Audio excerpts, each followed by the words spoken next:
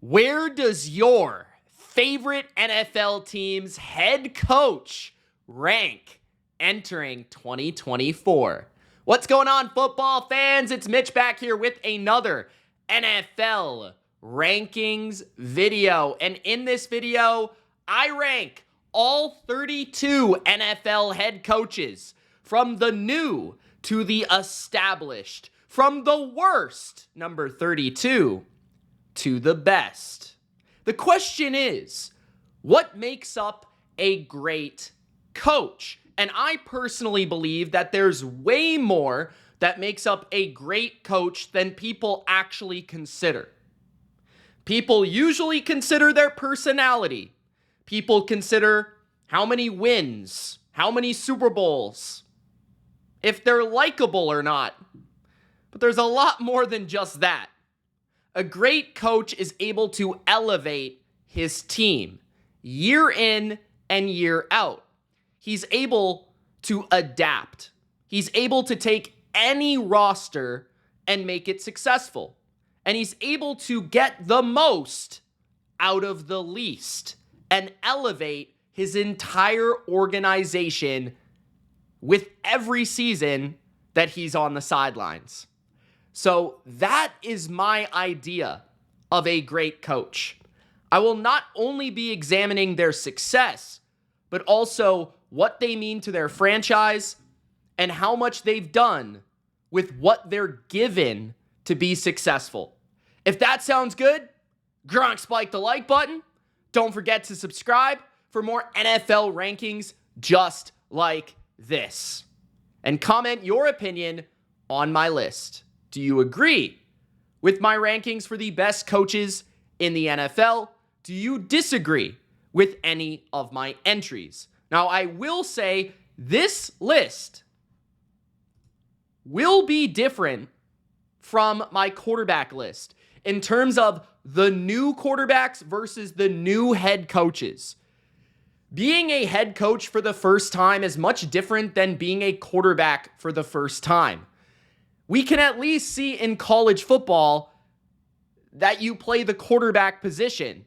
But oftentimes, being a head coach is a totally different task than it is being an offensive coordinator or being a defensive coordinator, simply calling plays. There's so many more responsibilities that you must take on as a head coach.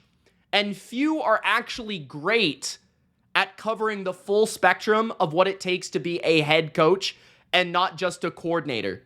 So for these rankings, I will be ranking the young head coaches, as in the guys that are just beginning, at the bottom of the list, but also ordering them in terms of how good I think they'll be in year one and how much confidence I have in them as future head coaches in the league. So let's begin with the 32nd ranked NFL head coach, and that is the new, fresh head coach of the Tennessee Titans, Brian Callahan, former offensive mind and offensive coordinator of the Cincinnati Bengals. Now, some may disagree with him being the worst head coach in the game, but we don't exactly know what Callahan is going to bring to the table. But the interesting thing about Callahan is that he also didn't really call plays in Cincinnati like other coordinators. So we don't have a lot to go off of when it comes to his track record of actual offensive pedigree. Now, he did do a great job at managing and manipulating this offensive scheme to make it fit Joe Burrow, and also recently another quarterback in Jake Browning, who did a very good job and actually way better than anybody expected taking over for Joe Burrow this season, which that's probably why Callahan got the job, was his ability to take an offense that was built for an elite quarterback, transfer it to one that a guy that nobody ever heard of, and actually still maintain some level of success. So although Zac Taylor has been the primary offensive mind, the head coach of the Bengals, and for much of that time, the play caller, Callahan is somehow, some way very involved with the quarterback position. And he is seen as a quarterback guru, very much like how his father is seen as an offensive line guru. So if he can bring the same level of professionalism and success as his father does on the offensive line, who now joins him in Tennessee, and he brings that as a head coach, which I think is an interesting pedigree, being that his father is an offensive line coach. Him being a quarterback guy, him being an offensive full spectrum type of guy, it feels like he'll have a great grasp on all positions on offense at the very least. And this will be an offensive-driven Tennessee Titan organization, which we've already seen the signings they've made and things like that. But I'm very intrigued to see what Callahan brings to the table. He's led the charge for a recent renaissance of Bengal football, so I'm very intrigued to see what he brings to Tennessee. Not saying I dislike this guy in any way, shape, or form. He just happens to be last on the list because I know really nothing about him as a head coach. So he is number 32. At number 31, I've got Dave Canales. And the difference between Canales and Callahan for my money is I just know more about Canales when it comes to the aura of the coach. I really like Dave Canales' personality and his presence. And half the battle of being a head coach, in my opinion, is making the players believe in you. Can you address the team? Can you have the belief in each and every player in that locker room? And Canales brings a very similar infectious vibe to some of the best coaches in the sport right now, similar to Sean McVay or even to a lesser degree, Mike McDaniel. He has a youthful energy and the guy just speaks well. He seems to be very honest and he seems to be very good with quarterbacks. We've seen what he did with Russell Wilson, Geno Smith in Seattle. We've also seen his ability to get more out of Baker Mayfield in Tampa Bay, and now he'll have that opportunity with Bryce Young in Carolina. So Dave Canales is my number 31. I'm excited for him. He's got a very difficult road ahead, and I'd probably argue that his road to success is probably the most difficult among all the young coaches in this league. He's got to deal with a first overall pick in Bryce Young, who nobody really believes in, but he has to make him successful. The owner is kind of a little bit of a jerk, so he's got to deal with that as well. And he is expected to turn this all around. So good luck, Mr. Dave, but you're sitting at number 31. At number 30, my man, my new head coach of the New England Patriots, Jerod Mayo. He takes over for the legendary, arguably greatest coach of all time, Bill Belichick, and high expectations coming after Bill Belichick. As a Bill Belichick disciple, Jerod Mayo, I think, has some things that are similar to Belichick that will make him potentially successful, but also things that are different from Bill Belichick that I think could also make him successful. I think the biggest thing that is different from Bill Belichick that will be new, fresh, and a different vibe for the Patriot players in locker room is the fact that he was a former player, and a very good player, by the way. Former all-pro type of player, a rookie of the year in 2008, and really his career was only shortened because of injury. But Jerod Mayo was a very good player, and players heard of him in that locker room throughout the years from the voice of Bill Belichick. Mayo's also been one of the primary voices for one of the best defenses and most consistent units in football. So he's obviously got some sort of mind for the game, having that, he was the play caller. He was the guy that was screaming out the defense in the middle of the defense when he was a player, and then eventually became the coach and schemed up things and game planned for the defense with Bill Belichick on Sundays as a defensive mind, as a linebacker coach, as a defensive coordinator. I don't exactly know if he ever called plays for the Patriots. I'm not actually sure if he did or not because there was really a lot of confusion there. And I do believe that Belichick's son, Steve Belichick, was the primary play caller for the defense in recent seasons. But Mayo definitely, I feel like, will not be doing that. I think he's actually the overseer of the team. What I also really like about Mayo here is his presence and his communication skills. He's a very good communicator, and actually, after he retired, he tried to get into business and communication, And so he has some experience in terms of selling things to people and selling things to the team. So I think he'll be great in front of the room in terms of meetings and things like that. And he has been doing that for years. So I think he brings a lot of different aspects. Former player, good communicator, and very knowledgeable on the defensive side. It will really come down to whether or not he can manage offense and how he sees that side of the football evolving in the NFL and his ability to develop Drake May. That is going to come down to, okay, is he successful or is he not successful? That ability to get the most out of May and figure out this offense. But the defense, I'm sure, is in good hands at number 30.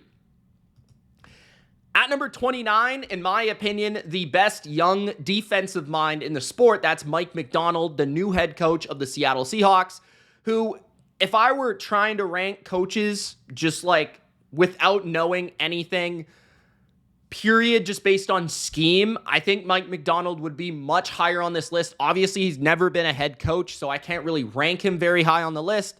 He has no proven track record as a head coach, but in terms of scheme, this is a big reason why I am very high on the Seahawks this year to get back to potentially the playoffs and do some pretty things in the NFC West. But I feel like Mike Macdonald is going to rejuvenate this team on the side of the ball that brought their most successful era with the Legion of Boom and all that. I do really feel like his mind for the game of football on that side of the ball is going to be hugely impactful.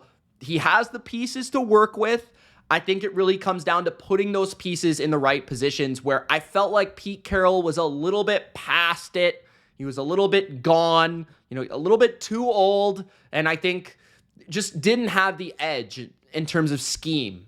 He was very good in the locker room and had still a vibrant energy to him, even in his 70s, but he just didn't have the scheme edge anymore that I think Mike Macdonald will bring, along with the same sort of young, vibrant energy. This guy is like, I don't even know if he's 40 yet, so he's still very young for a coach. So Mike Macdonald, I'm very excited to see what he does in Seattle, bringing a Baltimore defense to the Seahawks, and I'm sure Seahawks fans are very excited for that. And he's also made some really intriguing choices for the staff as well. He's going young and unproven and outside, right? He's going with college names, and that's really interesting. So I'm extremely intrigued by Macdonald and see what he can do in Seattle this year.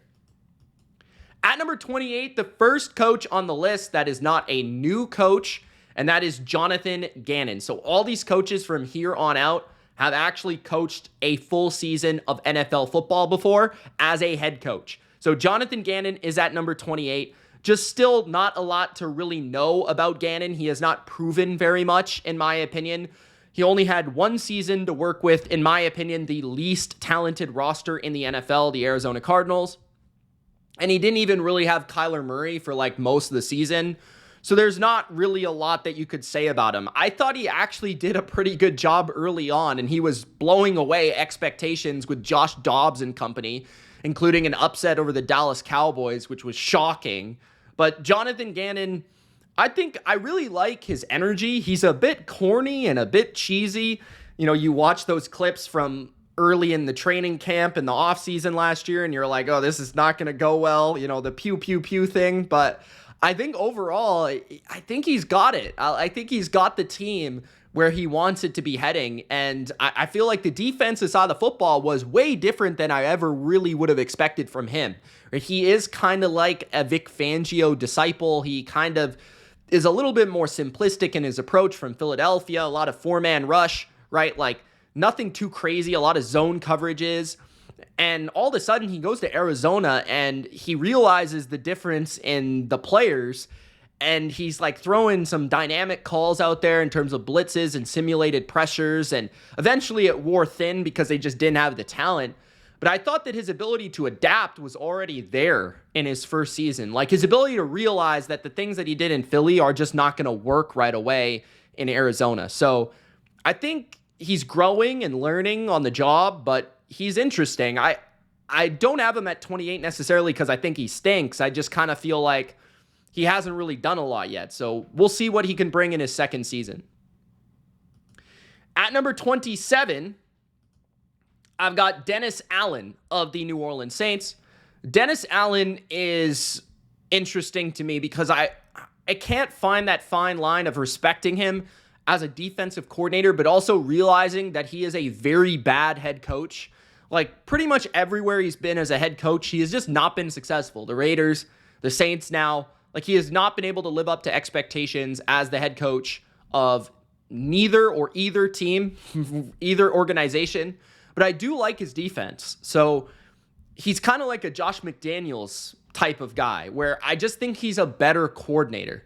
And I think when he's able to focus on one side of the football and not an entire team, I feel like he's much better. He also just doesn't give me head coach vibes, like, whatsoever. He doesn't have a big personality. He's not a great speaker. He's not, like, really interesting in any way, shape, or form. He's just good on defense. I think he does a good job every year at getting the most out of that unit. But I think his vision for offense is just completely incoherent. And honestly, like, the offense last year was a complete disaster considering the talent that they thought they had. So, yeah, at number 27, I don't really have a lot to say about Allen. It's just the fact that I just think he's not a great head coach, but he's a pretty good defensive coordinator, and that's ultimately landing you pretty low on the list. At number 26, Matt Eberflus of the Chicago Bears. I would have ranked him maybe even below Dennis Allen if it were not for the late season surge last year, where Matt Eberflus maybe proved that he could do this thing. And I think it gave him another opportunity to extend for another season and see what he could do with Caleb Williams, right? And that was a huge run at the end of the year for Chicago. What I like about Eberflus is I think fundamentally speaking, his defenses play very well. His team tackles well. They play with grit, toughness, and they seemingly do have some sort of identity. The weird thing about it is that I feel like the team has been built opposite of his identity. Like, largely, the money has been spent on defense at linebacker and corner, and the offense has been loading up with receivers and things. It doesn't really feel like the team is building for what Matt Eberflus would consider to be his style of football. But I don't know if that's necessarily a bad thing. Maybe what Eberflus is looking at here, and maybe what the Bears are looking at is, maybe if we let him coach up the areas that he's really good, defensive line, linebacker, front seven, maybe if we do that and we focus our attention on signing players and drafting players at positions where he's maybe not an expert, like quarterback, receiver, offense in general, then maybe that will be the way to approach this thing. So it's an intriguing approach from the team building standpoint. I think Eberflus was always a very solid defensive coordinator. He never blew me away with anything special about his scheme. He does kind of seem to come from the cover three Seattle scheme type of vibe. But again, I think that he is somebody that I kind of want to see another year. Like, what will he do with Caleb Williams here? If Caleb and this offense is not jiving and they don't see eye to eye, you could certainly see him losing his job if things don't work out. But I also feel like late last year, he was doing more with less. So he's an interesting one. I have him at number 26. At number 25, Raheem Morris, new coach of the Atlanta Falcons. But the thing here is people will forget that he was actually a head coach for multiple seasons with the Tampa Bay Buccaneers. And also, he was a coach for the Atlanta Falcons briefly, I think in like 2021 or 2020, right after Dan Quinn. But the thing that I like about Raheem Morris is the experience that he has in terms of the coaches that he's been around throughout his career. I believe he began his career as a young coach in Tampa, where he was surrounded by, John Gruden and that staff. He eventually made his way to Atlanta, where he was around Kyle Shanahan and Sean McVay, and he was around guys that are brilliant, Mike McDaniel on the offensive side of the ball. Matt Lafleur was there. A lot of guys that know what they're talking about on offense. He's been around Dan Quinn as a defensive-minded guy, but then he also seemingly has sort of a different approach on defense. He's been able to adapt and evolve throughout his years. So I think I like a lot of aspects about Raheem Morris.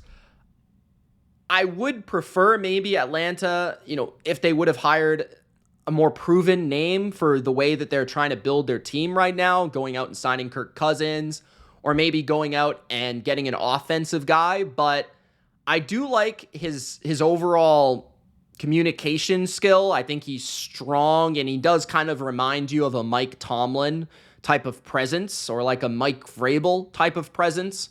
And he's also, I think, just that experience of offense. I think he'll clearly have a vision for what he wants his offense to look like.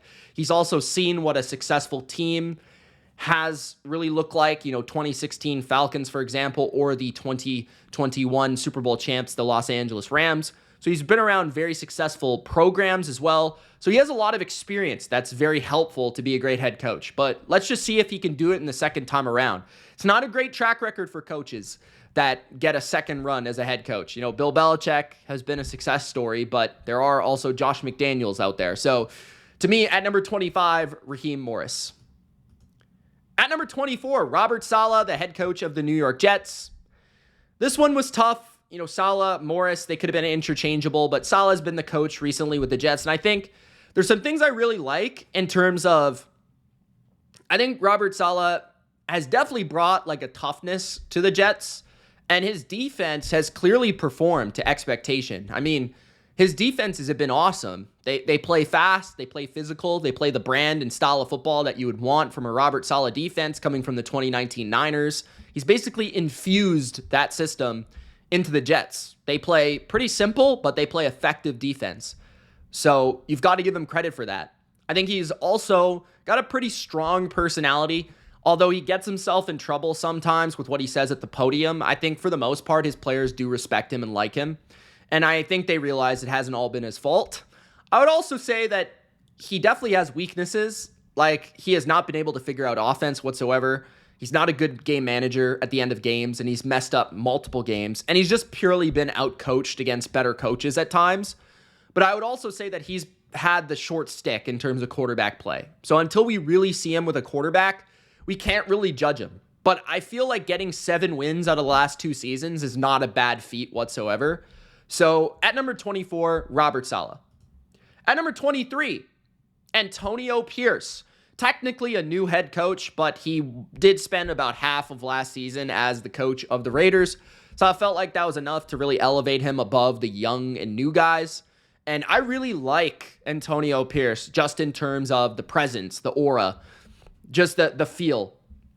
He gives me Dan Campbell vibes in terms of the toughness, the bite the kneecaps, the old school nature. And I think there's a lot of things that make him very connectable to the fan base and also to the players. So first of all, he looks the part of like a Raider head coach. Like he looks like a tough guy that you would not want to see in an alley. Like he'd probably beat you up. He probably, if you're in a wrestling match with him, he'd probably eliminate you from the Royal Rumble, right? But Antonio Pierce also was a former player that went up against the best in the Super Bowl and beat him, right? They beat the undefeated New England Patriots in the Super Bowl. He's a Super Bowl champ. No one will forget that. And Antonio Pierce was the leader of that defense to some degree. Michael Strahan as well, but Antonio Pierce in that mix, right? And he was the middle linebacker.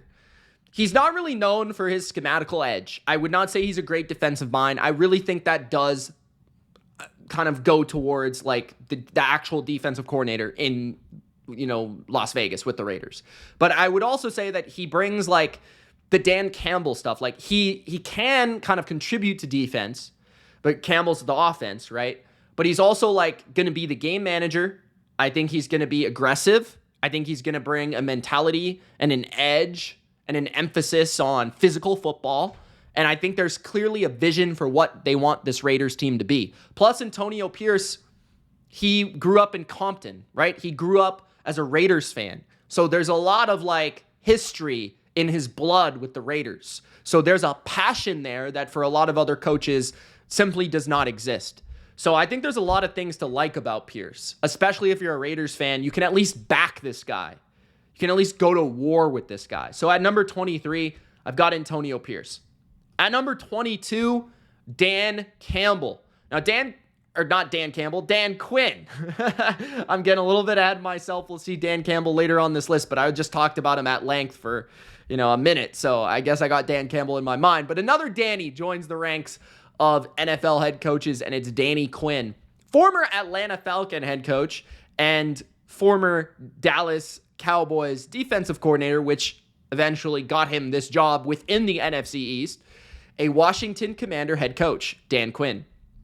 So Dan Quinn is at 22 because he's had success as a head coach in the NFL before.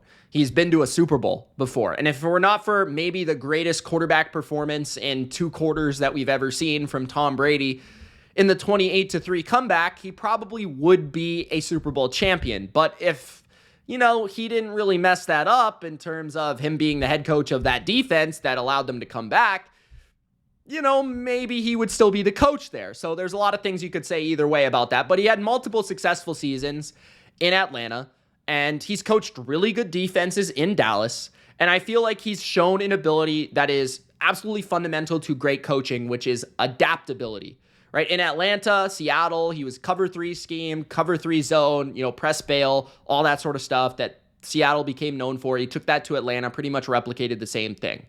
I would say somewhere along the lines, he became more of a man coverage, cover 1 oriented coach. Same sort of structure and same sort of scheme, but he changed, man zone to man, right? But he's become, I think, more electric and creative with his fronts and his ability to use certain pass rushers like Micah Parsons and DeMarcus Lawrence and be able to provide pressure on quarterbacks.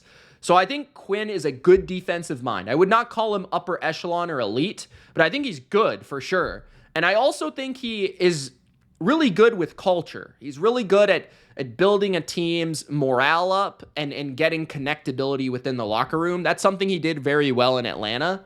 So at number 22, I've got Dan Quinn.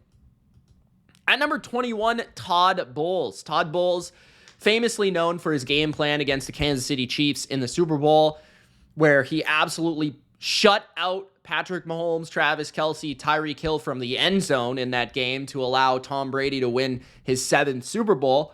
But Todd Bowles has always been known as an aggressive, good defensive coach. I don't think he's a great defensive coach. Maybe at times he has been. There's been moments where he's had the right personnel for his system where he has been great. But he's to me, kind of a little bit of a different defense for today's age. You don't see a lot of coaches on defense that coach like him. He's kind of like a Rex Ryan, maybe I guess a little bit Mike Tomlin-esque, but he kind of brings a little bit of a late 2000s flair to a defense in today's age. He's always coached very good run defenses. He's always extremely aggressive with his blitz packages. And he does do a good job of elevating defensive backs from guys that are really not well known into being pretty darn good good coordinators, good cornerbacks. I feel like Todd Bowles does a good job overall with defense. But the overall vision of a team, I think as a head coach, he's been a little bit too conservative, although I felt like in year 2 as opposed to year 1, he was better in that regard. You would have thought that the team would have fallen off post Tom Brady retiring, but I think he actually did a much better job last year with Baker Mayfield and that team and getting that team to kind of rise up and work together to get to their goal of winning that division and winning a playoff game. And he deserves respect for being able to win after Tom Brady retired for the Bucs. So, Baker Mayfield comes in there and nobody expected much from the team and he surpassed expectations. So I certainly give him a lot of love for that, as well as his defensive prowess. I would like to see, him to continue to evolve as a game manager and a little bit more of he's very quiet. He is borderline silent and, not very electric in terms of personality, but there's not much you can really do about that. You just kind of got to be yourself. But Todd Bowles is at number 21. I would say he's a solid NFL head coach. I think he's always been a better defensive coordinator, but he's serviceable. At number 20, Brian Daboll of the New York Giants, who is on a hot seat of a season, in my opinion. Maybe he won't be fired if the team is not successful this year, because there's a lot of questions about quarterback, but they did decide to sign Daniel Jones. What he did in year 1 with the Giants, I thought was borderline magic. I don't understand how that team did as well as they did. They beat the Vikings in the playoffs. They won a playoff game. They were not a good team. They were like a 6-win team that ended up winning, I think, 9 or 10 games and then winning a playoff game. crazy, man. And then they fell back down to earth last season, in part due to just not being able to figure out the protection up front on offense, right? Injuries to quarterbacks. But overall, I think Daboll is a good offensive mind, always has been, I think always will be. He's known for Josh Allen and the development in Buffalo and probably the peak statistical passing season so far from Josh Allen and Stephon Diggs as well. Don't forget that he coached Rob Gronkowski early in his career in New England and was a huge factor in the 2 tight end formation of the early 2010 Patriots with Aaron Hernandez and Rob Gronkowski, right? So he was there for that. He's a Patriot guy. He won multiple Super Bowls in New England. He's got a lot of experience as a position coach of tight ends, of I believe in some form receiver, offensive line. He was all over the place in New England. But so he's mostly an offensive guy, but I think he's also got a little bit of an edge to him, a little bit of a kick in the pants as a motivator. But I think that he's also got a little bit of an arrogance that I think has rubbed certain players and the organization maybe the wrong way. We've heard kind of inklings and rumors about that sort of stuff. So he's got to tighten that up a little bit after the Coach of the Year season he had. It kind of got a little bit roller coaster-ish in year 2, and you just hope that it doesn't avalanche in year 3.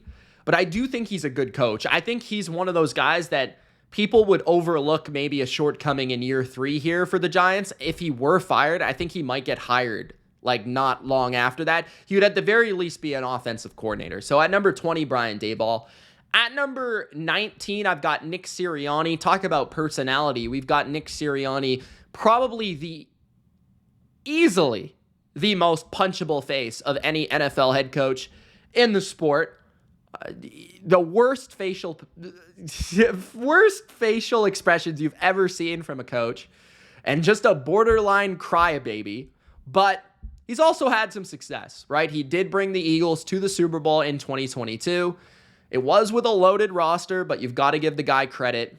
And I think that his personality when things are going well serves him well. I think it is very Philadelphia, where he is in your face. He is arrogant. He is cocky. He is annoying. But it is very Philadelphia fan-ish, like throwing snowballs at Santa Claus. You know what I mean? But at the same time, when it's not going well, like late last season, he just looks like he doesn't know what he's doing, and it looks like he is completely lost.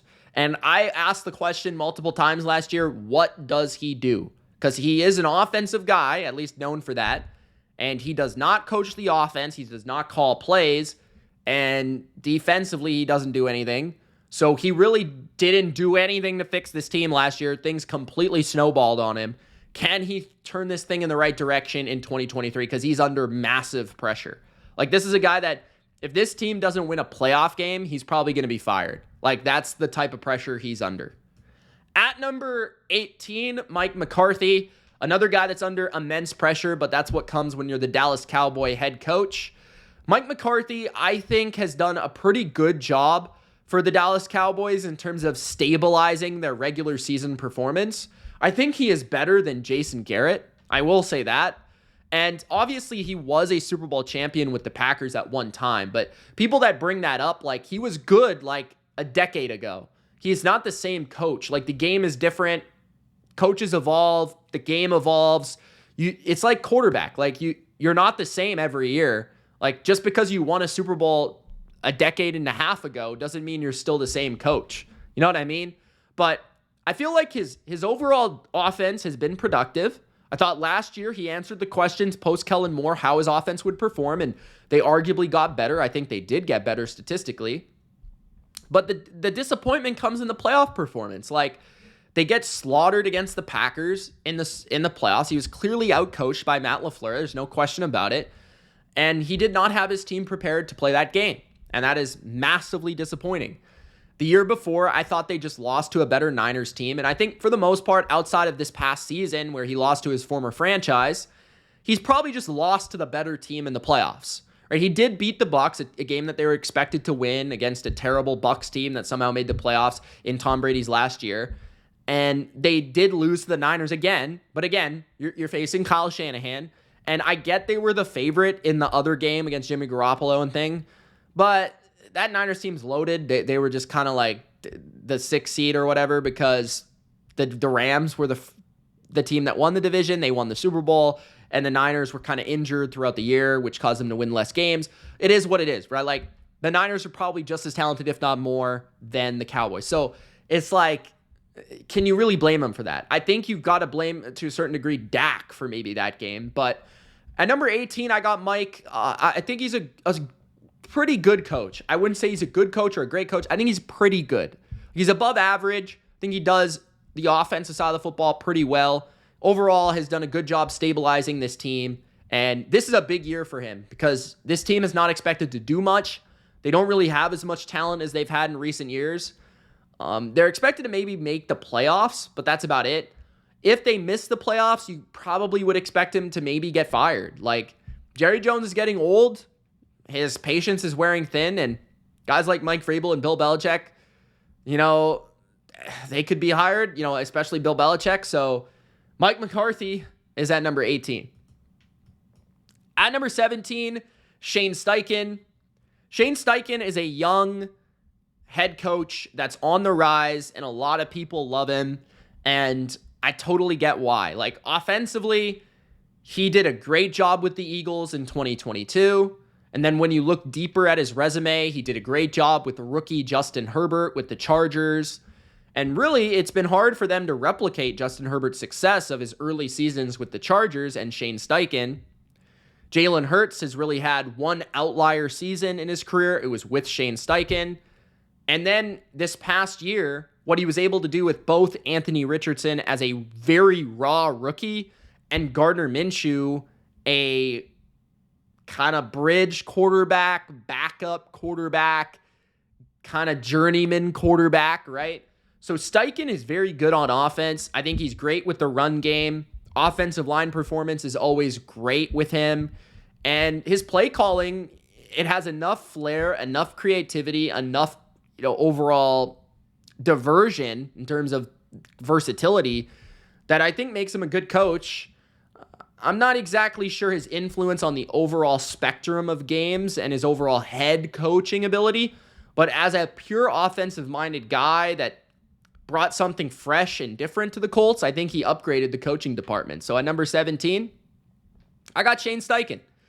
At number 16, Demeco Ryans. Demeco Ryans had an excellent season with the Texans this past season. And Demeco Ryans, man, I thought, he'd be a good coach because he was a good player. He was a leader on the field, and he was a very good defensive coordinator under Kyle Shanahan with the Niners. And I think the thing that tells you that Demeco Ryans is for real is not only his performance with the Texans, because a lot of people would contribute that to CJ Stroud having an amazing rookie season and him being an incredible quarterback. But I think what you could also contribute to him is the fall off that the Niners defense saw without his play calling this past season. I'm not saying the Niners defense was atrocious by any means, but in the biggest games, we saw the Niners kind of get out coached on that side of the ball pretty significantly. By the Lions and Penn Johnson, by Matt LaFleur and the Packers, by Andy Reid and the Chiefs in the Super Bowl. Like, the big games at the end of the year, they missed Demeco Ryans. If they had Demeco Ryans, I feel like the Niners are Super Bowl champions right now. So Demeco Ryans being the coach of the Texans not only allowed them to have their first, really exciting season to potentially catapult them into a new era of long-term success with CJ Stroud and Demeco Ryans as a 1-2 punch at coach and quarterback, but it also, really says what it means to the Niners that, they went from Saleh to Ryans, and it felt like that was going to be a drop-off, but Ryans maybe even was better. And then from Ryans to Wilkes felt like a massive drop-off. So not only his success in Houston, his leadership, his energy, his vibrance, him running up and down the sidelines, jumping up and down, you could see the excitement he brings to the defense especially. He's got this infectious attitude towards the defense. I think he's going to be a good coach for a while. As a defensive guy in this NFL, that is hard to do. At number 15, Jim Harbaugh of the Los Angeles Chargers. Harbaugh is obviously extremely difficult to rank because he is basically a new coach. He has not coached in the NFL for a very long time. I think since 2014. So that's like a decade of football that he's missed, and a lot of evolution and differences between the game then and the game now. You even go back and watch his Super Bowl against the Ravens, and you see the differences that the game and the sport has gone through. And I will say, Harbaugh has never backed down from a challenge, and he has always succeeded. You know, whether it was Stanford, or it was Michigan, or it was San Francisco, it doesn't really matter where he's been. He's always taken that program and slowly but surely made them one of the best in their field. And you really wonder at this point, does Harbaugh have the chops at this age to be a successful NFL coach? Because he was basically forced into an NFL spot because, one, he's a competitor and he wants to prove himself. Two, he won the national championship at Michigan. What else is there really to do? Three, he never really got to that place where he wanted to be at the NFL level, right? Like, he got to the Super Bowl. He got to multiple NFC championships. He was one of the best coaches and one of the best teams in the NFL for a brief period of time. But he never lifted that Lombardi. And there was an opportunity for him to team up with Justin Herbert. How could you pass that up? So, Harbaugh, I really like his combination of being an offensive-minded guy, a former quarterback, but also being tough as nails and being a great culture coach. Usually culture coaches are defensive guys because that's the biggest thing they can contribute to a team. But he's the rare offensive-minded quarterback guy that is also like a defensive coach with the toughness and that I think is really needed for a Los Angeles Chargers franchise. So number 15, I have Harbaugh. Really weird to rank him, but I have him at this spot. At number 14, Super Bowl champion coach Doug Pederson. Doug Pederson is a tricky one to rank because, yes, he won a Super Bowl in Philadelphia, but right after, not long after, he got fired. And he's pretty much been like a 9-win coach since he won the Super Bowl. So there's that one outlier season where he was arguably the best coach in the league that year, right? Like, even in the Super Bowl, like, he completely outcoached the greatest coach of all time in that game, and there's no debate. Like, what he did with Nick Foles in that game and the play calling and the spots, you know, the Philly special, all that stuff, the going for it on fourth down, like, the balls he had in that game are next level. So the thing I really like about Doug Pederson is he's aggressive when he needs to be aggressive. I think he is a very good play caller that doesn't get enough credit for his play calling capabilities. He's an Andy Reid disciple, and he feels like a guy that mixes a motivational side with a tactical side pretty well. I wouldn't say he's elite, but I think he's a good coach. Like, he instantly elevated Jacksonville. He instantly made them credible. So to me, I like Doug Pederson quite a bit at number 14.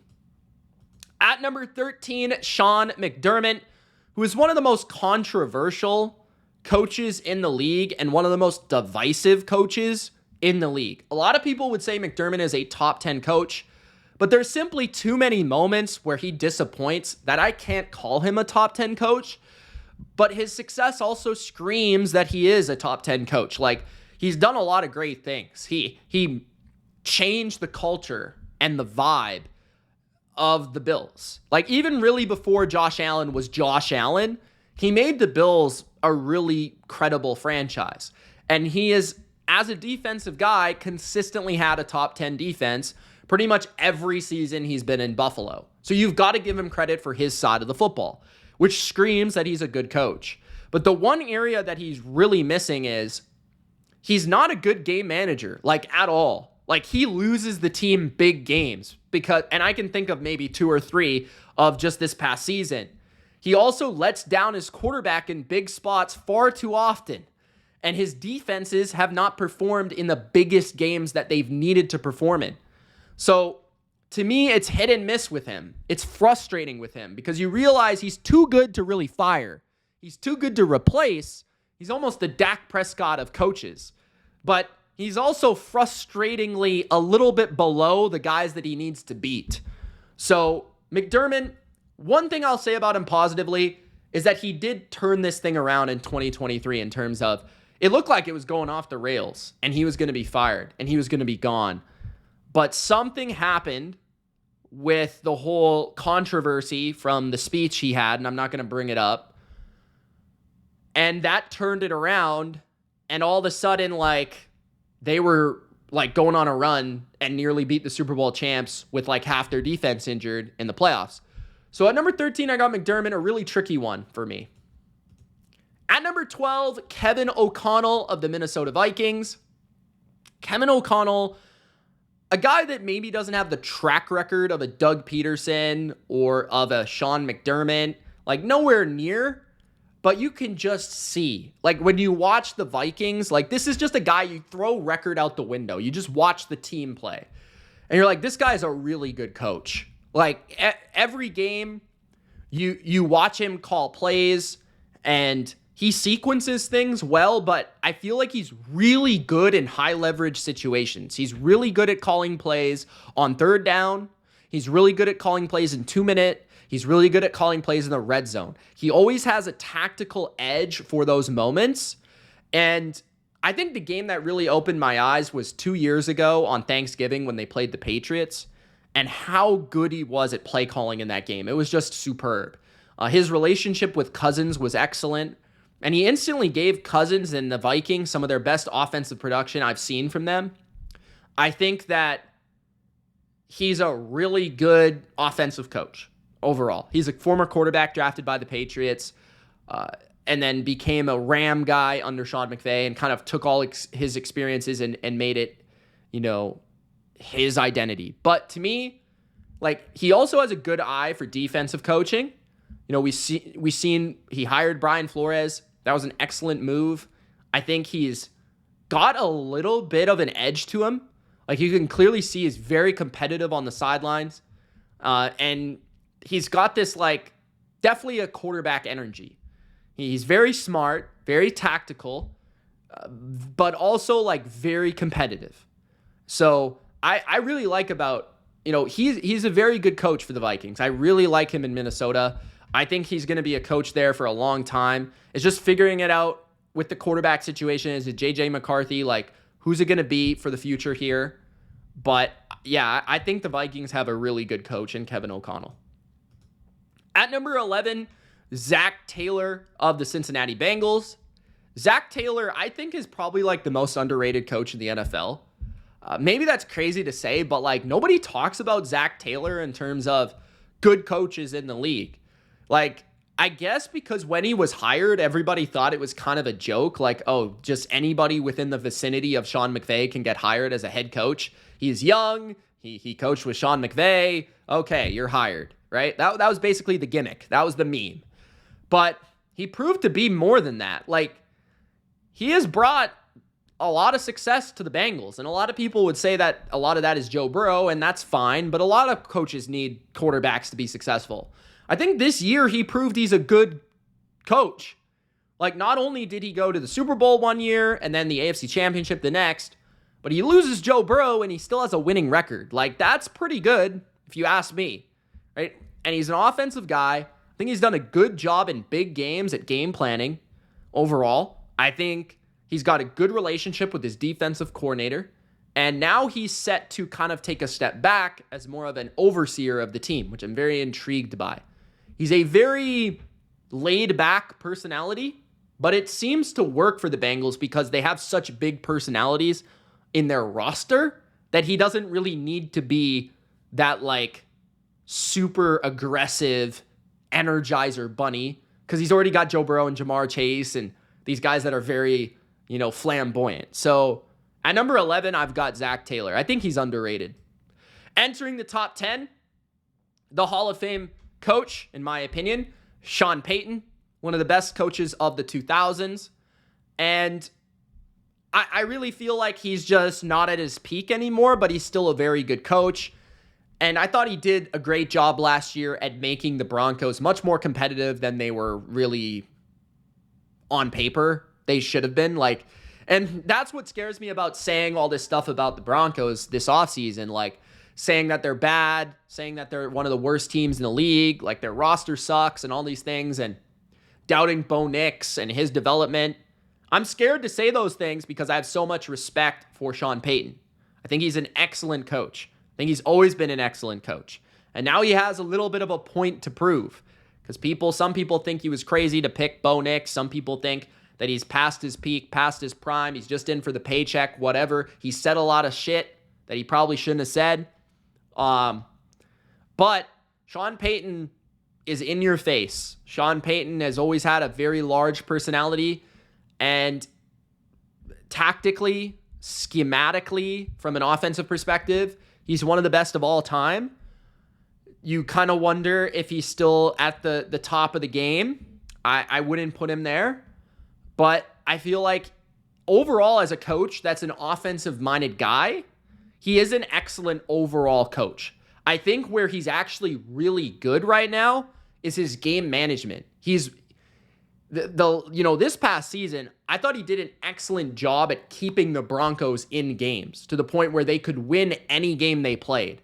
Well, one example of that was, I think it was the Texans game where I think they lost to Houston, but they were in the game, and they shouldn't have been in the game. The way that he coached it was the reason they were there. So I think Payton honestly is a better manager of the game at this point than he is as an offensive play caller, but he's still a good play caller. So at number 10, Sean Payton. At number 9, Dan Campbell, former player of Sean Payton, has surpassed maybe the tutor, has surpassed the Yoda, right? I feel like Dan Campbell is not for everybody, but Dan Campbell is emotional, and it works for him. He's very emotional, and sometimes it doesn't go well. Like the instance in Dallas, where why are we going for 2 when we didn't get it to go our way? The ref maybe called a crummy call. Maybe they were wrong about it, but let's just stop going for 2 at a certain point. You feel like a 10-year-old kid playing Madden trying to prove a point. Or maybe going for it on 4th down, up multiple scores against the 49ers in their building. Let's just settle for field goals and extend the game. So Campbell certainly has room to grow in terms of his emotion and how to rein that in on the sidelines and be in the moment and be more composed. And I feel like the greatest coaches ever have that composure in those moments. Campbell doesn't. But his emotion also is the reason he is a great coach, because he's able to motivate his team in a way that few are. He's able to consistently get great performance week after week after week out of his team. I think tactically speaking, a lot of the compliment goes to Ben Johnson, but I also think that he is a deceptively involved member of their offense. You always see him with the play calling sheet. You always see him involved in that area. And I do feel like Campbell is one of those guys that has clearly set a culture, has reset a team and a franchise. And he means everything to the Lions fan base right now. So at number 9, I've got Dan Campbell. Not for everybody, a flawed individual, but that's what also makes him a great coach. At number 8, Kevin Stefanski. Kevin Stefanski might also be the most underrated coach in the NFL if it's not his buddy in Ohio, Zac Taylor.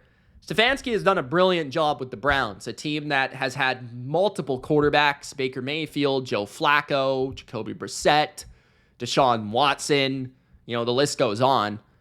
He's been able to flourish with a really, historically awful franchise, especially before he got there. He's a good offensive play caller. He's, I think, a very laid-back personality, but he's also more of a very calculated speaker, calculated, composed guy.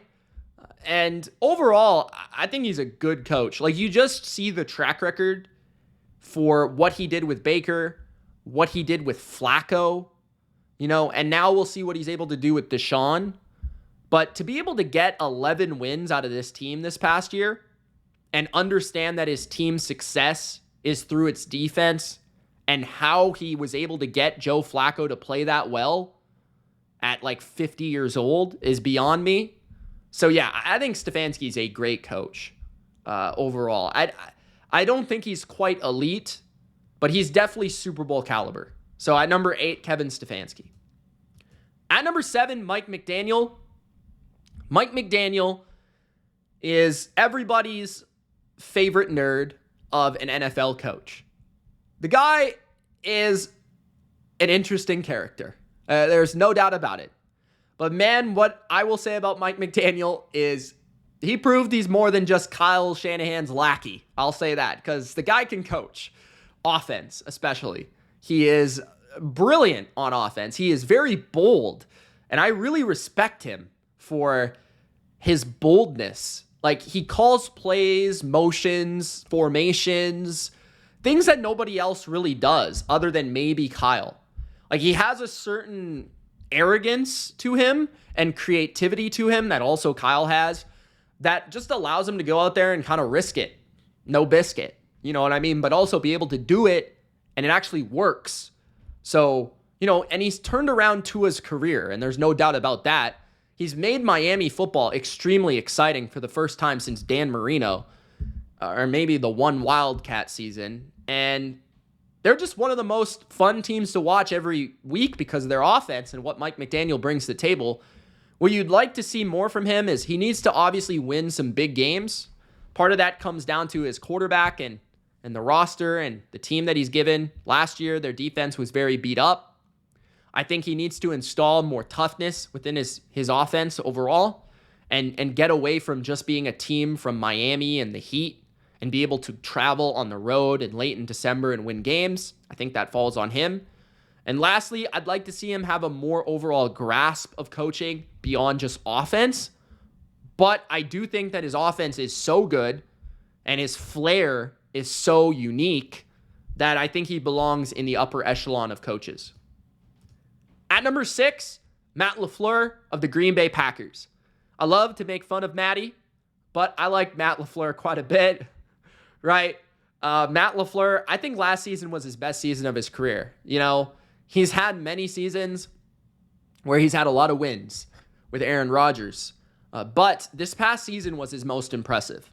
To take an extremely young team, probably the youngest team in the league, a ton of youth at skill positions of his side of the football, a relatively unknown cast of characters on the offensive line, a quarterback that everybody at that point thought was a bust other than me.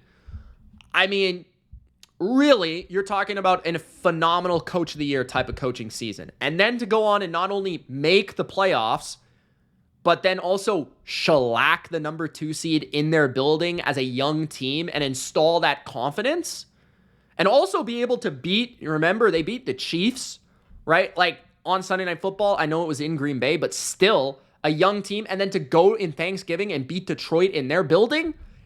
Like Matt Lafleur simply had some excellent games last year. I think he has become a much better coach than before. I mean, those, like, I don't remember spots where Matt Lafleur was just strictly out coaching dudes the way that he did last year. Like, you could make a strong case that he out-coached Kyle Shanahan, which is not something that he did previously. Finally did it in 2023. But, I mean, that's impressive. Not a lot of people do that. So, like, Matt Lafleur did a phenomenal job in big game settings last year. Detroit, Kansas City, the playoffs. I think he was phenomenal with Jordan Love to find the rhythm of what worked for him. It was struggling early on, but then to flip it on his head. So yeah, I think he's deserved his spot.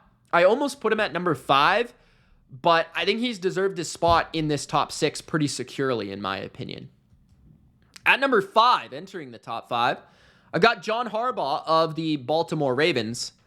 John Harbaugh, to me, I think there's a couple things he does very well. I think, first of all, he is a very good speaker. I think that he has enough of this like edge to him that is appealing, but he's also like got a soft side to him where he is a player's coach. So he has this nice mix. He's not completely Jim Harbaugh nutball, but he's also like got a little bit of that Jim in him, but he's also like more soft, kind of like more player oriented. But then at the same time, his identity has always been defense, strong defense, special teams, Justin Tucker, all that. He was a special teams coach in Philly, made his way to Baltimore as the head coach, and he's just got a good grasp of overall NFL. Like, his ability to adapt has been one of the best in the league over the past decade. And I think he's always been at the forefront of knowing when to change, like when to change things, whether it be quarterback, offensive coordinator, defensive coordinator. He's always been really good in that area. So, yeah, John Harbaugh is a very good adapter. He needs to be more successful in big games in the playoffs. As of late, that hasn't been the case. Early in his career, that was very much the case. But lately, he hasn't really done that. But maybe he will soon. So at number 5, John Harbaugh. At number 4, Mike Tomlin of the Pittsburgh Steelers. Speaking of lack of success in big games, Mike Tomlin has not won a playoff game since 2016. But despite that, he is still my 4th best coach in the NFL right now. Why? Because when I talk about great coaching, the number one thing that I think of is, do you get more out of less? And there are not many coaches that get more out of less than Mike Tomlin. Mike Tomlin is an excellent leader. He's an excellent leader of men. He is an excellent motivator, and he is excellent with culture. He's also excellent, probably the best coach with personality in the NFL. He is great at managing players' personalities and making them mesh as a team and one vision and always coming to play, no matter the game or the stakes. And yes, he's had moments against great coaches where he's underwhelmed from a schematical, tactical perspective. But when you look at the past few years and you look at the bottom line view and you look at what the Steelers should have been and you look at what they ended up being, you can see why I have so much respect for Mike Tomlin. Because in the last few seasons, I have not expected the Steelers to be any good. I mean, they should be average. But then every time I go to describe the Steelers, the only reason they're really winning, since Ben is retired, is Tomlin. So, like, if you're the coach and you're the reason I think you're winning, you're probably really good. You're probably a great coach. So, he's yet to have a losing season for a reason. He's Mike Tomlin. He's number 4. At number 3, Sean McVay. And I think the top 3 are pretty well solidified and easily the top 3 in the NFL. Because I think they all bring fundamental levels of, like, upgrading everything around them. I think that they're all brilliant on offense especially, and they're all at the forefront of the game. They're all great at supporting themselves with the right pieces. And I think that they all have some sort of involvement in the front office. They're all, I think, very different in terms of the way that they communicate, but they're all excellent. So at number 3, I've got Sean McVay. And Sean McVay is definitely, I've mentioned it already, he is probably the loudest, most energetic, most aggressively natured personality at head coach in the NFL, other than maybe Jim Harbaugh now. But Sean McVay is a bit of a nutball. He's a bit weird, but he's also cool at the same time. It works for him. But he is kind of like, you know how I brought up Justin Herbert as like the prototype of quarterbacks? Sean McVay is kind of like a prototype of a coach. Like, he's really smart in terms of tactical play calling. He's, got a good look, like a professional look to him. He's very well-spoken. He's got a ton of energy. He never seems to say the wrong thing. Everybody loves him. He's young. Like, everything about McVay, he's like prototypical. He is, to me, he gives me so many John Gruden vibes. There's so many comparisons to young John Gruden with him. But I feel like McVay is going to be a head coach one day that makes the Hall of Fame. He already has a Hall of Fame type resume in terms of he has a Super Bowl. He has 2 Super Bowl appearances.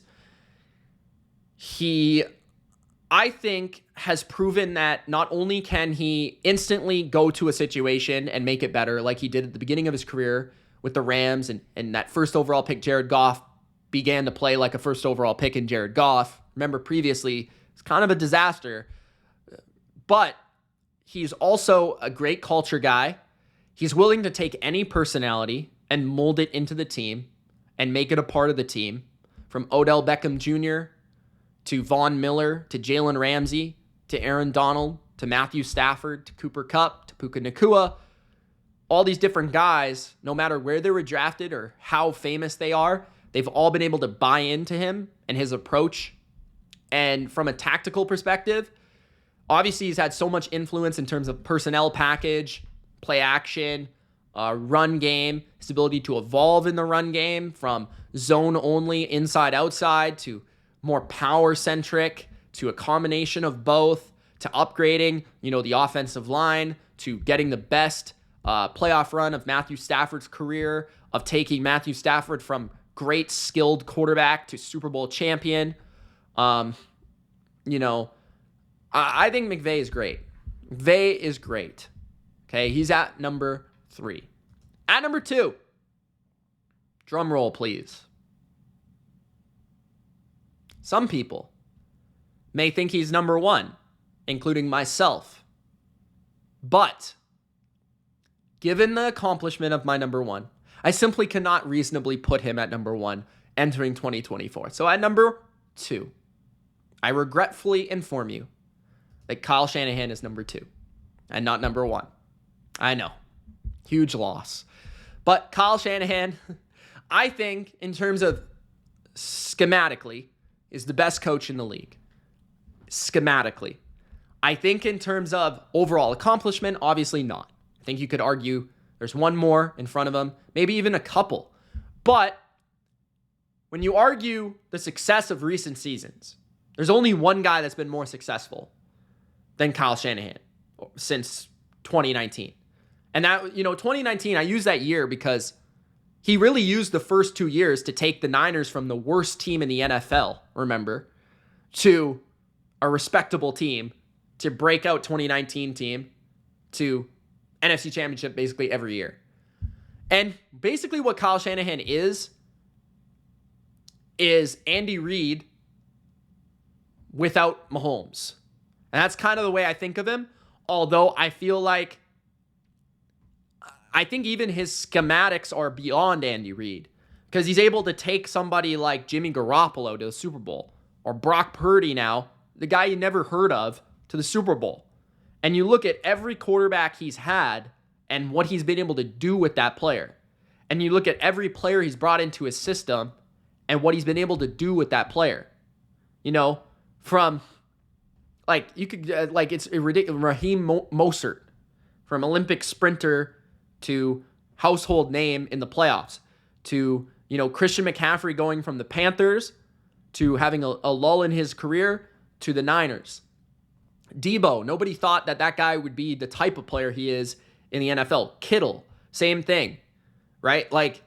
Just random, Nick Mullins had career year. Random players that you plug in. The offensive line seemingly is not that talented every season, but they always perform well as a cohesive unit. His understanding of defense, I think, is elite. Just his overall ability to get the most out of his players and to make every player a better player.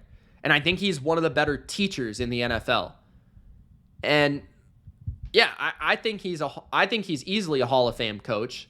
I think he's had the most influence on the game of football for the past 5 years and where it's going.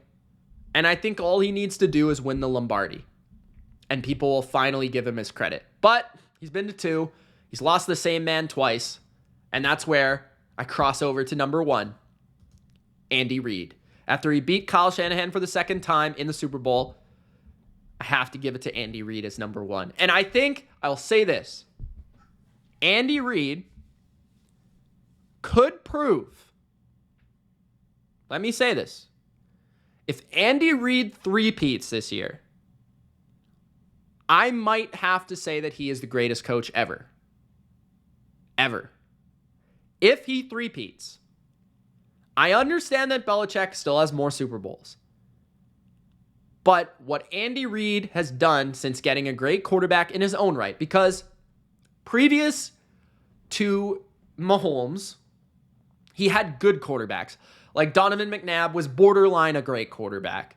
Alex Smith was not a great, he was actually like an average quarterback that was good with Andy Reid. Like, he was in Michael Vick resurgence, like things that he did in Philly and Kansas City early in those years. And you see that he's been able to win with everybody that he's been able to coach at quarterback. Kind of like Kyle Shanahan. But that's something Belichick never did, right? Like, he only won with Brady. That was it, really, when you think about it. And that's the one hole in his legacy. But with Reid, even if he has less Super Bowls, he had 1 million NFC championships. He had 1 million, he had Super Bowl appearances. He's had 2 that he's lost, right? So you think about Reid and you think about his offense. You think about his ability to upgrade offensive lines each and every year. You think about him being at the forefront of guys like pass-catching running backs like Brian Westbrook. You think about, what he's been able to do with great receivers of different ways, shapes, and forms like Terrell Owens or Tyreek Hill. You think of the tight end, Travis Kelce, and the usage and all these different players that he's been able to utilize within his offense. You think of how he's been able to take a talent like Mahomes and catapult him and push him to be one of the greatest of all time already. And you think about, his evolution as a game manager, because he was often known as a choker early in his career. But I think that's the area where he has the edge on Kyle. And some of that might be just that he has Mahomes and Kyle doesn't. So Mahomes gets him out of spots that Kyle, doesn't have the luxury of. But at the same time, you have to give him credit where credit is due and accomplishment where accomplishment is. And to me,